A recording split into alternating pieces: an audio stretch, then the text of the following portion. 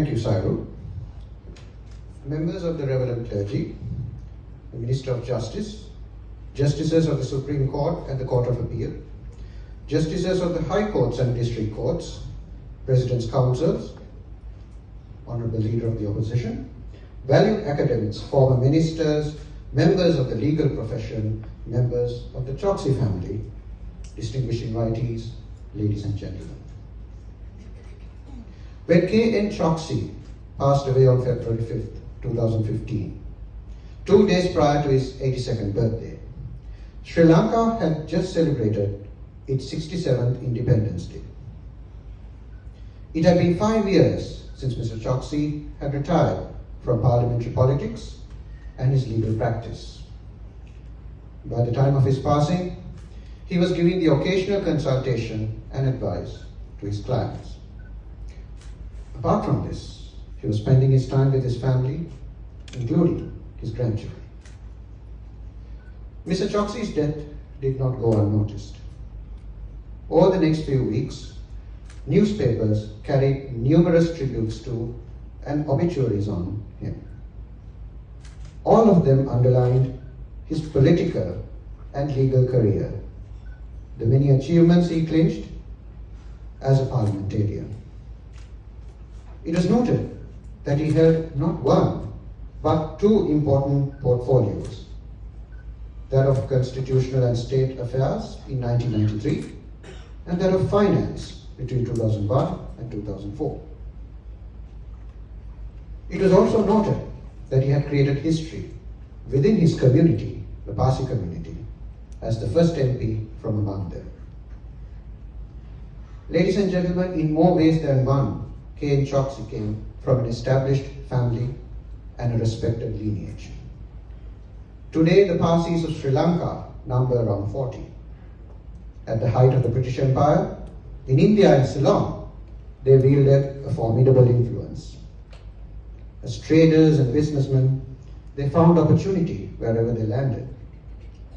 They were highly committed to their way of life, their traditions, their culture, their rites and rituals.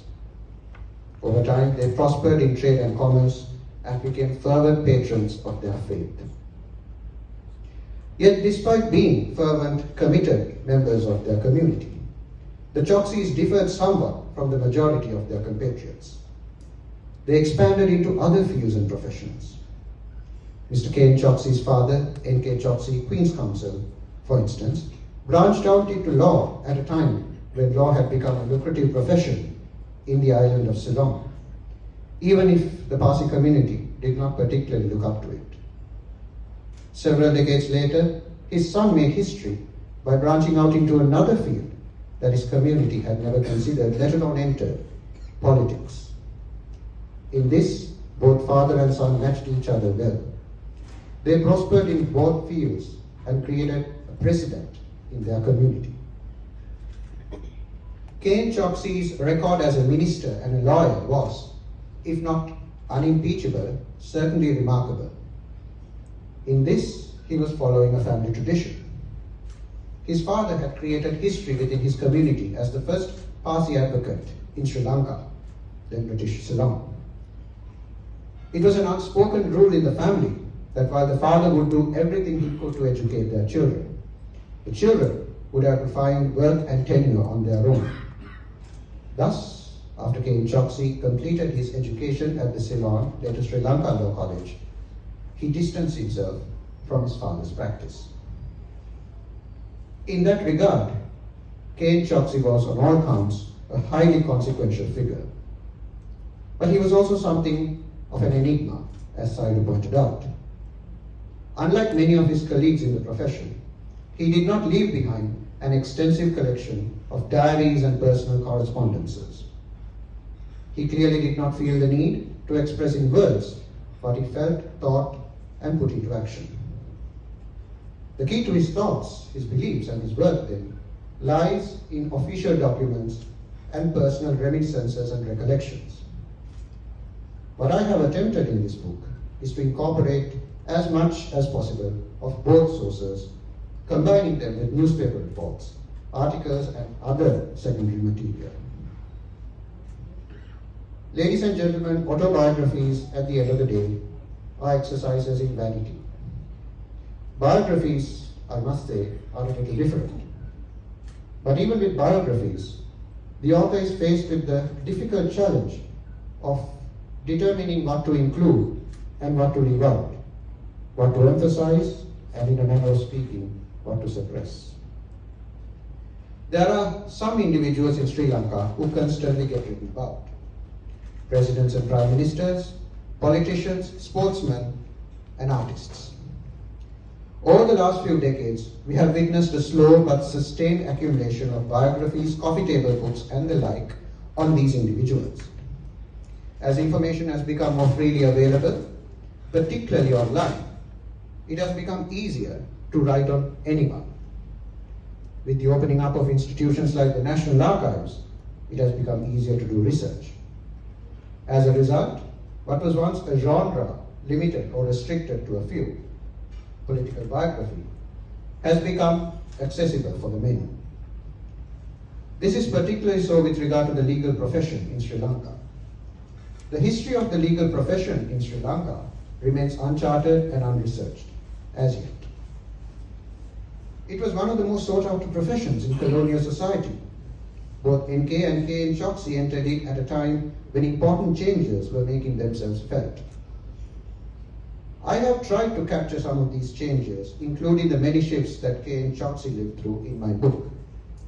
Part of my motivation has been to encourage other writers and historians to come up with a definitive account of the legal profession in this country.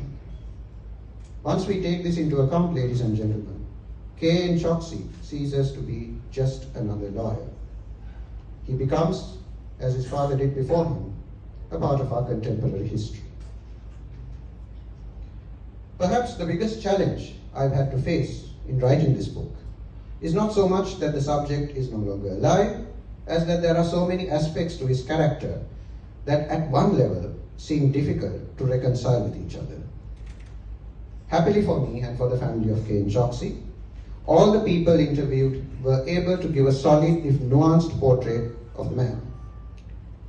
We have happily been able to piece together all these perspectives into a coherent whole. I have tried to provide a balanced perspective throughout my book. There are episodes in any individual's life which tend to give rise to often polarizing debates and discussions. Mr. Choksy's life was hardly an exception to this. I realized that certain events and incidents can be viewed from other angles. What I have done in my book is to prioritize Mr. Choksy's perspective, bearing in mind that it may not be the sole or even main perspective. Ladies and gentlemen, a book of this sort cannot be written in isolation. I have mentioned the many people who contributed to the writing in the acknowledgements, which you will see once you get your copy of the book. The Choksy family, first and foremost, went out of their way to coordinate the whole project. And those who gave us time for interviews were extremely helpful in every possible way. I'm also utterly grateful to my assistant, Manusha Gunaratna. Manusha was only a schoolboy of 18, bright, brash, sharp-tongued, always ready with a reply, when I first met him in 2018. Something of a misfit at the time, he has evolved into a much more thoughtful individual, going out of his way to help and to please. Last year, reflecting on my former assistant, Utpala Vijay Surya, who is now studying at the University of Peradeniya and the Law College and thankfully is here with us today, I noted that while I hired him intending to teach him, I actually ended up learning from him. I can unequivocally say the same of Manusha. I have tried valiantly to teach him, and just as valiantly, I have failed. Ladies and gentlemen, when writing on a person who has long passed away, there's always the danger of reading into the subject, of assuming what he did and what he would and should have done at a particular time and place. I have tried to avoid this as much as I can. To that end, I'm immensely grateful to Mr. V.K. Choksy, President's Counsel, and Mrs. Sirini Choksy, to Shania Choksy and Arish Choksy, for going through my drafts again and again and for making suggestions and recommendations.